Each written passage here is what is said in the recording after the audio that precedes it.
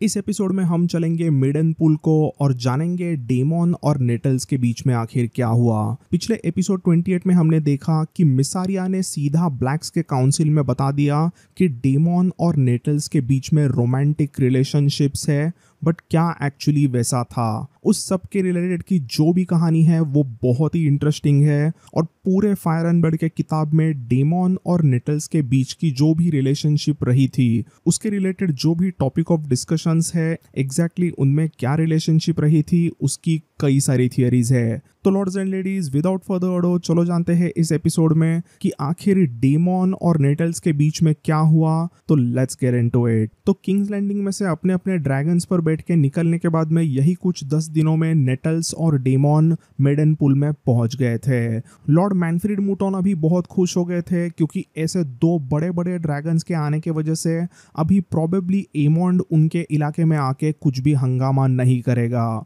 यही कुछ एक दिन मिडन पुल में आराम करने के बाद में डेमन और नेटल्स दोनों भी अपने अपने ड्रैगन कराक्सस और शीप स्टिलर पे बैठ के नजदीकी मिडन पुल के इलाके में घूमते रहते थे, यहाँ वहाँ पे स्काउटिंग करते ही रहते थे ताकि वो एमोंड को ढूंढ सके।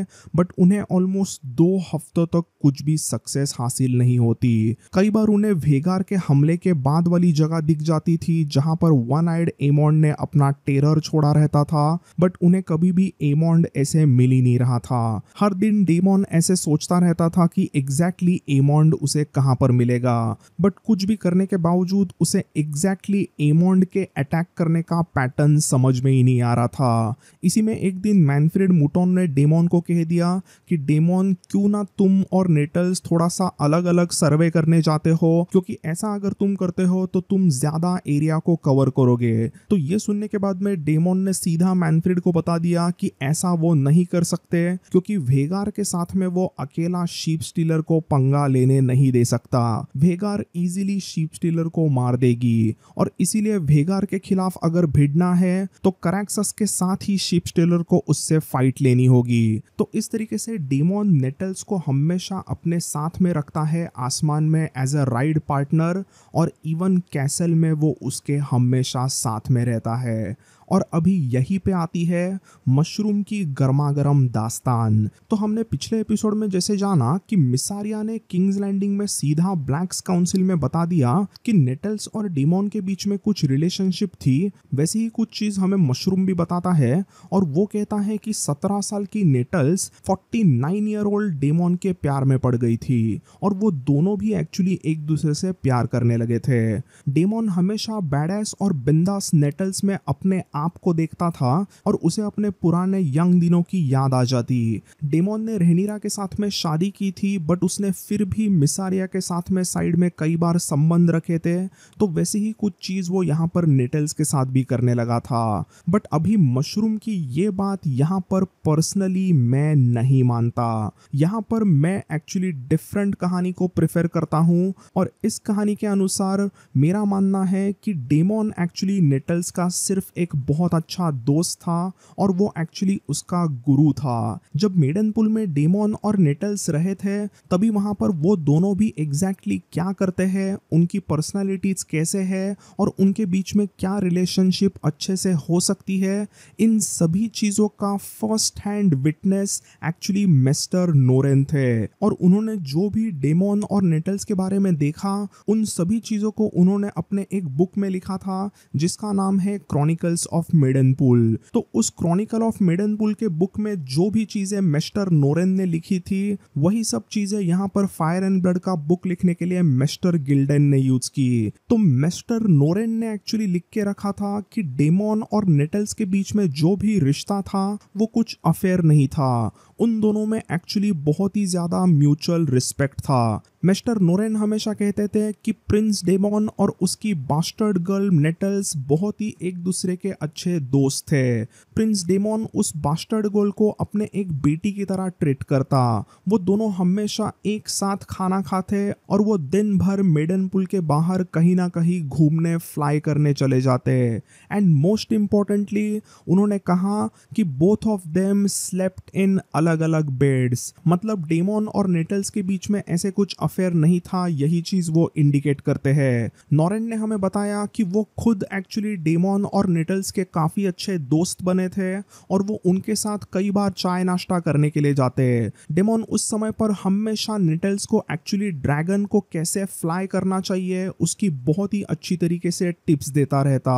नॉरेन ने तो कई बार ये भी देखा कि डेमन हमेशा ही नेटल्स को एकदम कॉमन कर्टसीज वगैरह वो सिखाता रहता, क्योंकि हम जानते हैं कि नेटल्स एकदम ही स्मॉल फोक और एकदम ही ड्रैगन स्टोन के आइलैंड से आई थी, तो उसे एकदम अच्छी कर्टसीज वगैरह देने नहीं आता था। मतलब basically your grace, my Lord और ऐसी ही सारी चीजें जो कि एक अच्छे लॉर्ड्स वगैरह बोलते हैं, वो सभी चीजें डेमन वहां पर नेटल्स को सिखाता रहता था। उसी के साथ साथ डेमन नेटल्स को ये भी सिखाता कि एज अ वुमेन अपने बालों को कैसे बनाया चाहिए, how to behave lady like, ऐसी सभी चीजें डेमन वहां पर नेटल्स को सिखाता रहता और वो सभी चीजें देख के नॉरेन हमेशा खुश हो जाते। नॉरेन ये भी बताते हैं कि डेमन और वो खुद नॉरेन दोनों ने मिल के नेटल्स के लिए एक बहुत ही अच्छा ब्राउन कलर का वेलवेट का क्लॉथ बनवाया था और उसे लेदर शूज भी बनवाए थे ताकि वो अपने शीप स्टीलर ड्रैगन पर कंफर्टेबली बैठ सके। एक बार ऐसे ही नॉरेन, नेटल्स और डेमन डिनर कर रहे थे, तभी नेटल्स यानी कि नेटी ने उसकी एक बहुत ही प्यारी इंफॉर्मेशन, बहुत ही अच्छी स्टोरीज वहां पे डेमन और नॉरेन को बताई। वहां पर नेटल्स ने उन दोनों को बताया था कि कैसे उसे ये पता ही नहीं है कि उसके एक्चुअल माता पिता कौन है। उसका पूरा बचपन ड्रैगनस्टोन के आइलैंड पर एकदम गरीबी में गुजरा और जो भी वहां पे आने वाले लॉर्ड्स और टारगेरियंस का फेंका हुआ खाना वगैरह रहता था उसे ही खाकर वो बड़ी हुई थी। उसका बचपन से ही कोई भी नहीं रहा था, उसके कलर के वजह से सभी को लगता था कि ये ड्रैगनस्टोन से बिलोंग नहीं करती, बट कईयों का ड्रैगनस्टोन पे ऐसा मानना था कि एसोस में से आए किसी एक ट्रेडर की ये नाजायज औलाद थी। बट एग्जैक्टली नेटल्स किसकी बेटी हो सकती है, ये भी फायर एंड ब्लड के पूरे लोर में एक बहुत ही बड़ी कंस्पिरेसी थियरी है। तो नेटल्स ने वहां पर खाना खाते खाते ये भी बताया कि बचपन से ही उसे ड्रैगन्स का बहुत ही शौक रहा। उसका जिंदगी में कोई भी नहीं रहा था, उसका अगर कोई रहा तो वो थे ड्रैगन्स। वो हमेशा ही दूर से ड्रैगन्स को नोटिस करती रहती और उनको देख के ही उसे बहुत मजा आता। ऐसे ही उसने नोटिस किया था कि शीप स्टीलर ड्रैगन कैसे चुपके से शीप्स वगैरह खाता है और उसके पूरे बिहेवियर का अंदाजा नेटल्स को आने लगा। तो नेटल्स ने यहाँ पे हमें ये भी बताया कि उसने शीप स्टीलर को एग्जैक्टली क्लेम कैसे किया था। वो यहीं पर डेमन और नॉरेन को बताती है कि कैसे वो शिप्स को चुराकर छुपके से शीप स्टीलर ड्रैगन को उन शिप्स को जाके खिलाती। उस शिप स्टीलर ड्रैगन को भी ये चीजें नेटल्स की पसंद आने लगी थी और इवेंचुअली एक दिन वो उसके सामने झुकी गया और उसी के साथ साथ नेटल्स शिप स्टीलर की राइडर बनी थी। ये सुनने के बाद में डेमन कहता है you are a brave little girl. तो बेसिकली डेमन और नेटल्स वैसे काफ़ी क्लोज ज़रूर थे, बट हमेशा ही ये सवाल रहेगा कि क्या उन्होंने फिजिकल संबंध बनाए, क्या उनके बीच में रिलेशनशिप, अफेयर वगैरह था। तो मशरूम और मिसारिया के मुताबिक तो यस, उनके बीच में ज़रूर फिजिकल रिलेशनशिप्स थे, उनके बीच में अफेयर था, बट मशरूम के सोर्सेस वैसे मुझे इस बार गलत लग रहे हैं, so I won't listen to him right now. But अगर आपको मशरूम की कहानी पसंद आती है तो that you can consider and will see कि हाउस ऑफ द ड्रैगन में हम कौन सा एंगल देखेंगे। क्या नेटल्स और डेमन के बीच में रिलेशनशिप अफेयर वाली होगी, क्या उनके बीच में थोड़ी सी एकदम गुरु शिष्य वाली रिलेशनशिप होगी। तो दोस्तों वो तो अभी टॉपिक ऑफ डिबेट है, आप भी मुझे कमेंट्स में बताना कि आपको एग्जैक्टली क्या देखना है। तो अभी मुझे तो लगता है कि उनके बीच में कुछ अफेयर नहीं था, बट इवन मिस्टर नॉरेन ने हमें एक बार बहुत ही इंटरेस्टिंग कहानी बताई थी। उन्होंने एक्चुअली बताया था कि डेमन और नेटल्स दोनों भी बाथ टब में थे और वो दोनों नेकेड थे, बट नॉरेन ने ऐसा देखा था कि डेमोन एक्चुअली नेटल्स का पीठ और उसके बाल वगैरह धो रहा था, क्योंकि वो पूरे दिन भर एक जगह पे राइड करके आए थे और उनके शरीर में जो भी ड्रैगन्स की एक अलग सी स्मेल थी उसे हटाना नेटल्स को अच्छे से आता नहीं था, इसीलिए डेमोन वहां पर उसे हेल्प कर रहा था। बट अभी इस कहानी की वजह से भी कईयों को लगता है कि वो नेकेड एक साथ बाथटब में है, तो मे भी उनके बीच में कुछ अफेयर हो। तो again I will say this, ये अभी आपके ऊपर है कि आपको कौन सी कहानी अच्छी लगती है और हाउस ऑफ द ड्रैगन में हमें क्या देखने मिलता है, ये तो हमें वक्त ही बताएगा। तो नाउ लेट्स मूव अहेड। तो अभी ये सब कुछ चीज़ें यहाँ पर मेडनपूल में ऐसे एकदम अच्छे से शुरू हुई थी। हर दिन डेमोन और नेटल्स एमोंड को ढूंढने के लिए बाहर वगैरह चले जाते हैं और ऐसा सब माहौल यहाँ पर मेडनपूल में था।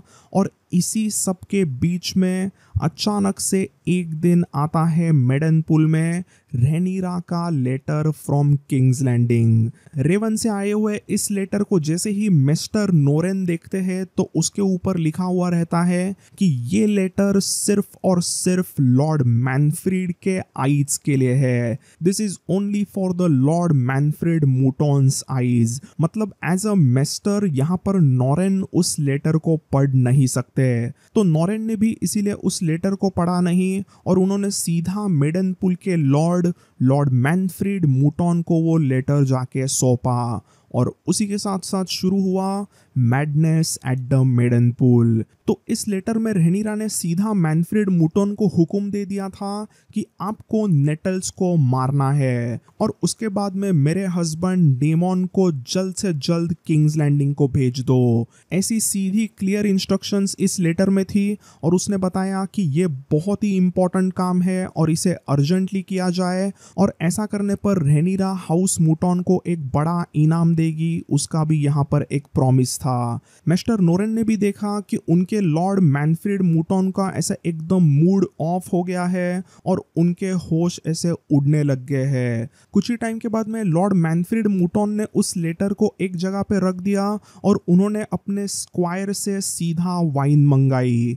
और उन्होंने अगले बस 2 मिनटों में घपाघप 5 कप वाइन पी डाली और वो वहीं पे टल्ली होके बैठ गए। उन्हें ऐसे एकदम अजीब से सिचुएशन में देख के नोरेन भी एकदम डर जाता है। उसे समझता ही नहीं कि लॉर्ड मैनफ्रीड मूटॉन ने ऐसे क्या देख लिया।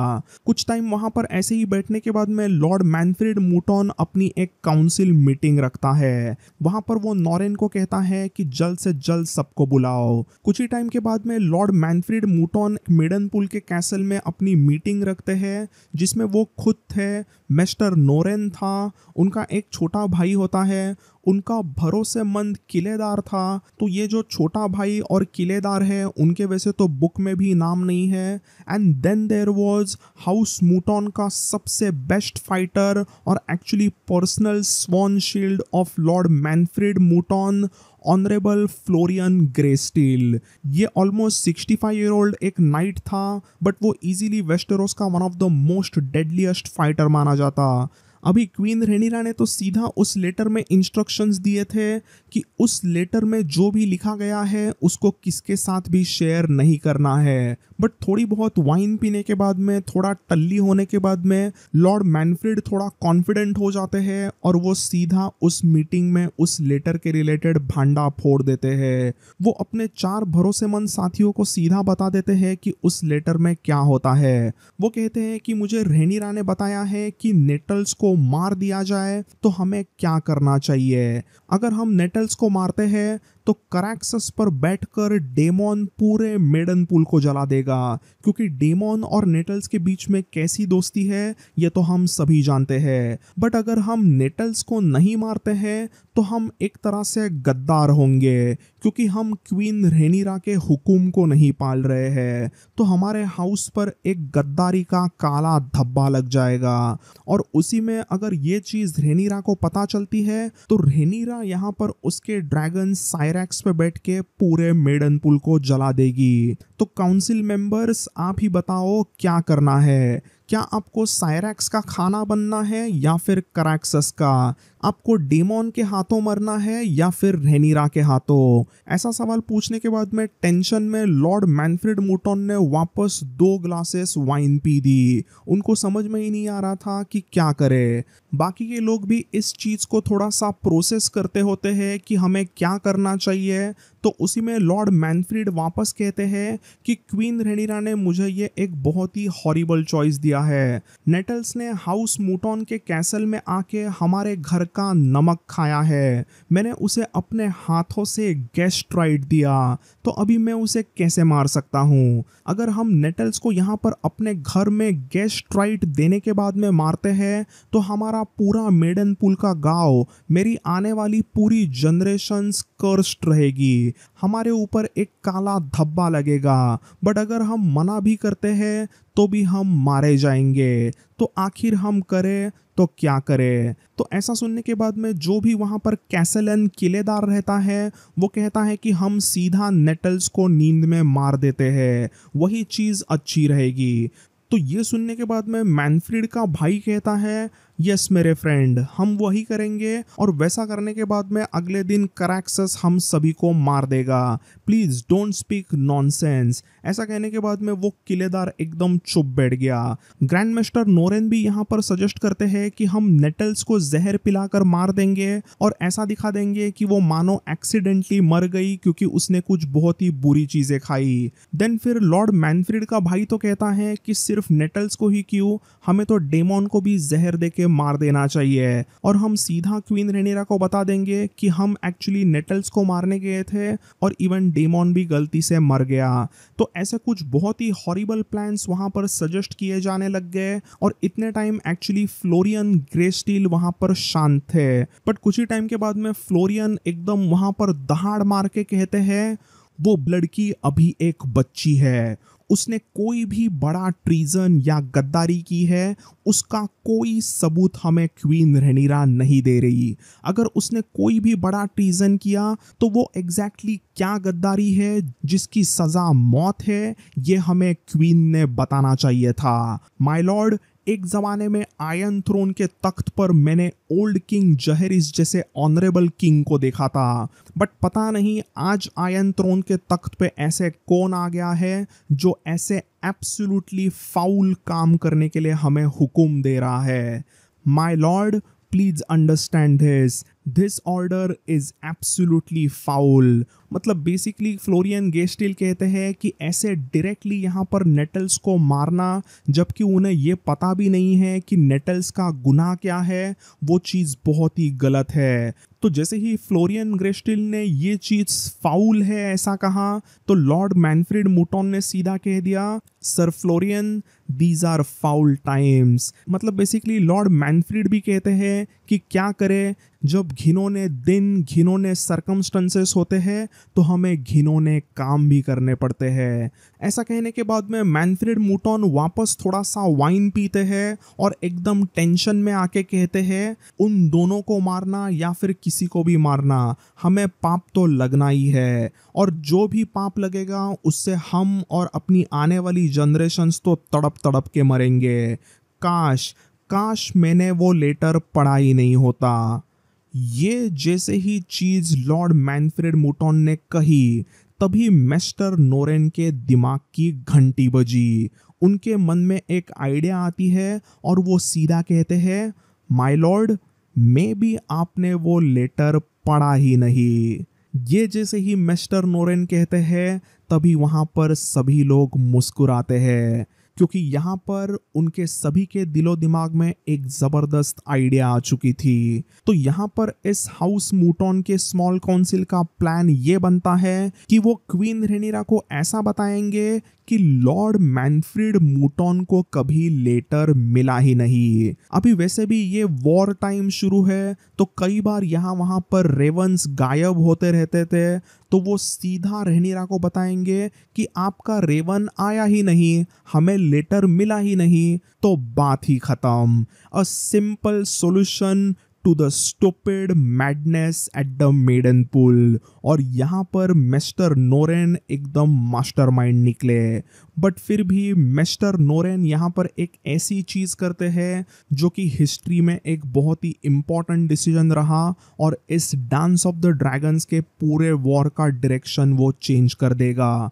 नोरेन ऐसे ही उसी दिन शाम को डेमन के रूम में आते हैं। तभी वहाँ पर डेमन और नेटल्स एकदम अच्छे से कुछ डिनर खाते होते हैं। उन दोनों ने दिन भर एकदम अच्छे से फ्लाइट मारी थी ताकि वो वेगार को ढूंढ सके, बट उन्हें अगेन एमोंड मिला नहीं था, और वो वापस अभी डिनर करके एकदम अच्छे से गप्पे लड़ा रहे थे, और वो अगले दिन वापस एमोंड को ढूंढने के लिए निकलने वाले थे।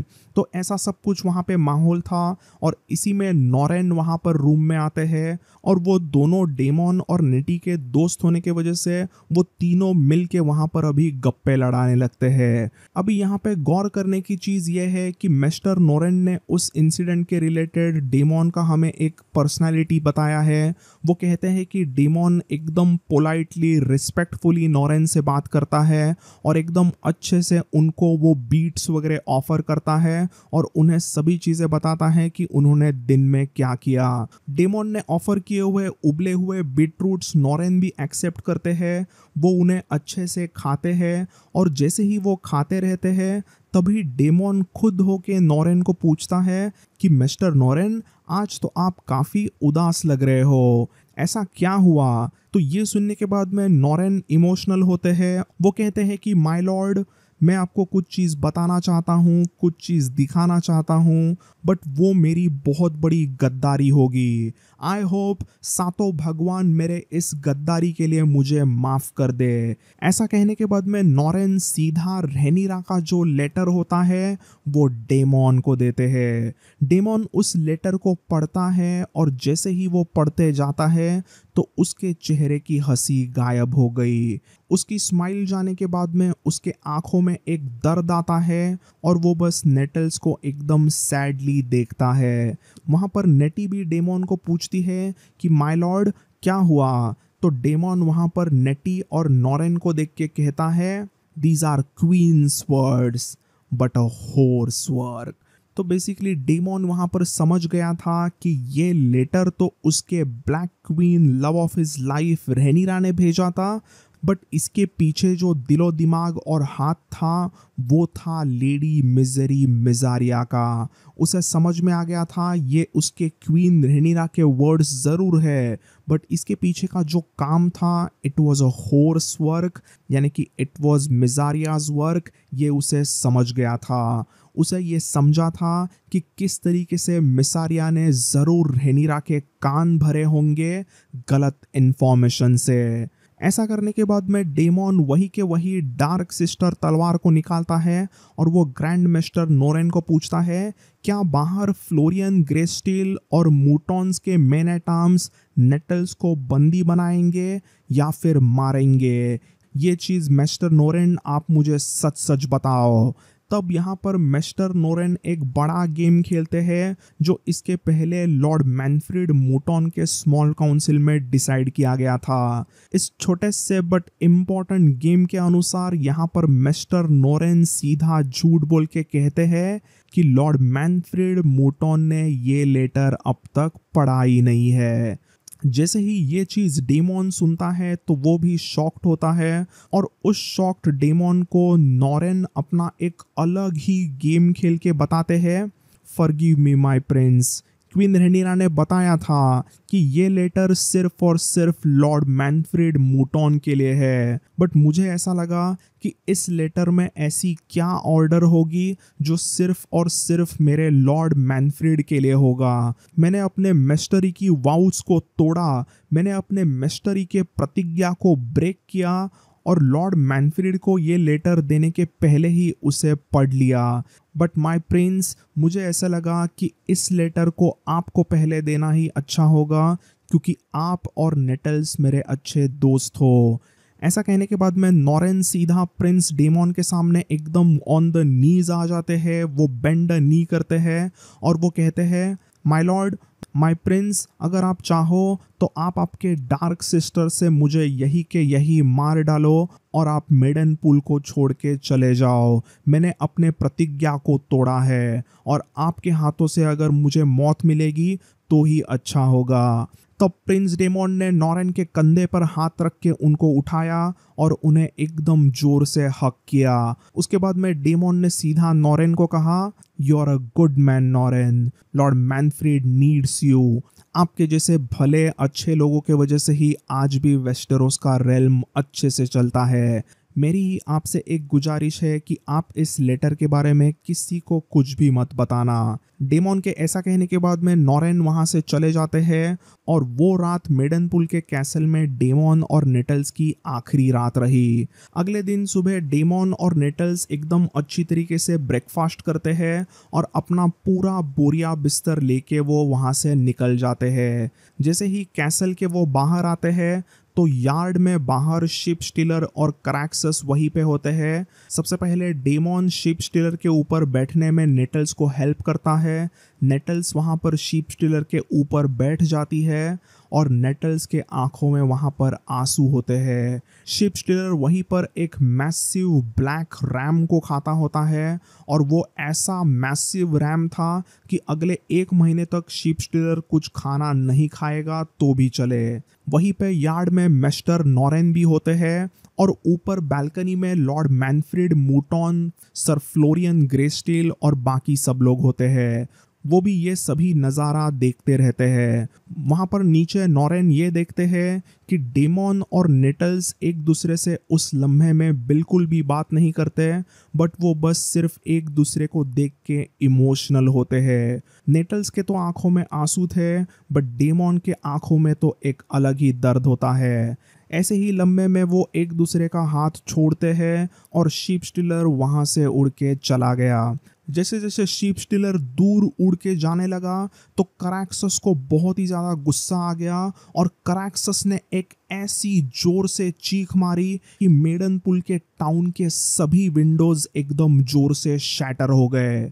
क्रैक्सस को भी अपने राइडर डेमोन का दर्द समझा था। इतने दिन वहाँ पे रहने के बाद में शिप स्टीलर और क्रैक्सस में बहुत ही अच्छी दोस्ती हो गई थी और शिप स्टीलर ऐसा उसका साथ छोड़ रहा है, ये एक फाइनल गुड बाय है। इसके बारे में क्रैक्सस को भी पता चला और इसीलिए उसने ऐसी दहाड़ मारी कि पूरा मेडनपूल का गांव हिल गया। ऐसा सब कुछ होने के बाद में डेमोन मेडनपूल के छोटे से दरबार में आता है और वो लॉर्ड मैनफ्रीड मूटॉन को गुड बाय कहता है। वो कहता है, lord Manfryd, this is the last time that you'll see मी।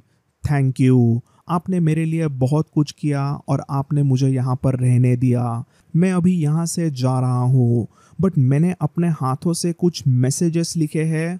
उन सभी मैसेजेस को पूरे रिवरलैंड्स और क्राउनलैंड्स के रीजन में भेज देना। डेमोन ने सीधा उस लेटर में एमोंड को चुनौती दी थी कि मैं अकेला हैरनहेल में हूँ, अगर तुझ में हिम्मत है तो मुझसे आके लड़के दिखा। Let's do it 1-on-1, you versus me. मैं अकेला हैरनहेल में हूँ। I am alone in Harrenhal, I am waiting. तो डेमोन ने ऐसी सीधा एमोंड को एक चुनौती दी थी और उसने यही कुछ ऑलमोस्ट 50 रेवंस को अलग अलग छोटे मोटे लॉर्ड्स को भेजने के लिए कह दिया था, ताकि कुछ तो करके कैसे तो करके वो लेटर एमोंड को मिले और वो जो भी मैसेज है वो एमोंड को एकदम भड़का दे, जिससे वो आके डेमोन से भिड़ ले। और डेमोन यही चाहता था कि एमोंड अभी इस गेम को ख़त्म कर दे एंड उसके साथ में एक फाइनल फेस ऑफ कर दे। तो दोस्तों अभी हम नेक्स्ट एपिसोड में देखेंगे greatest dragon battle in Westeros history. तो वो कैसे होगी, क्या होगी, ये तो हम नेक्स्ट चैप्टर में ही जानेंगे। आज के इस मैडनेस एट द मेडनपूल के चैप्टर में बस इतना ही। अगर आपको ये वीडियो पसंद आया तो वीडियो को लाइक ज़रूर करें और चैनल को सब्सक्राइब ज़रूर करना। तो again thanks a lot for watching. I will see you all in the next one. Ciao.